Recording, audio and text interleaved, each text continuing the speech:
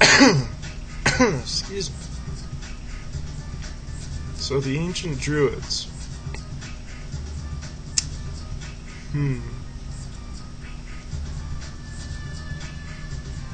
Well,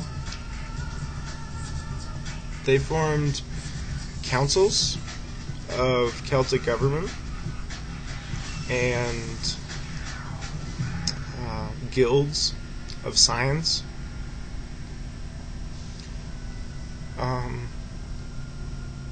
All judges, lawyers, tribal priests, scientists, astronomers, instructors, they were all members of this Druidic clan. The Druids, they were not originally Celts.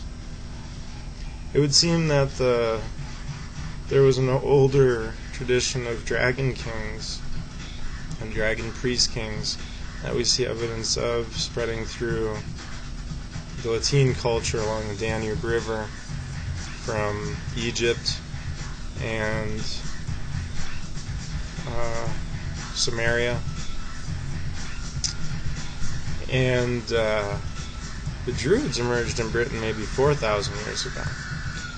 Prior to their coming, there was this alchemical organization, possibly having resided like in the Welsh mountains of Snowdonia. The Druids were definitely separate from the Celts. And when they first came to Britain, you can imagine like high minds meeting with the primitive culture of like the more prehistoric people maybe. And this migration appears to have occurred naturally, even though they call it wars and invasions. There's a whole book of invasions about different things that occur. It's an Irish text. The Celts had originally been aligned with natural forces, and we're not exactly sure when the prior dragon kings had arrived. We are told that Stonehenge was begun 6,000 years ago, so it's possible that it was created in stages until its completion around 2000 BC. And experts believe that it was begun before the time of the Druids. And if so, these dragon priest kings would have been there. And then if the stages took over 2,000 years, then the Druids could have been there during the time of completion. Just more food for thought. From a magical perspective, I suppose the Druids do have a lot to offer. The magical implements of great interest, oaken wand, golden sickle, chalice, hold stones, representing elemental tools of ritual craft. Elsewhere in Celtic lore, there's the gifts of fairy that we talked in prior segments. And to be fair, a lot of this was modernized, and the most ancient traditions were actually threefold. And this is edaphic, elvish, Dianu folk, threefold pattern. And in the elven tradition, we will probably do a series on elven wizardry. In the elven schema, we find that threefold pattern and other patterns that don't follow the perfect symmetry that humans' minds like to adopt. So there is that too.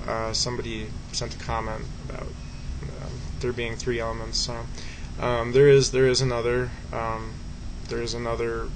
schema of three elements. I mean, really, that's a whole numerology thing. I mean, you can talk about the one, the whole, and you break it down into duality, and then into three triads, and then into the quadratic, and I mean, you can break the manifestation, creation, energies, concepts down as far as you want. So yeah, there's a threefold version of the elements, a twofold, a fivefold, a tenfold.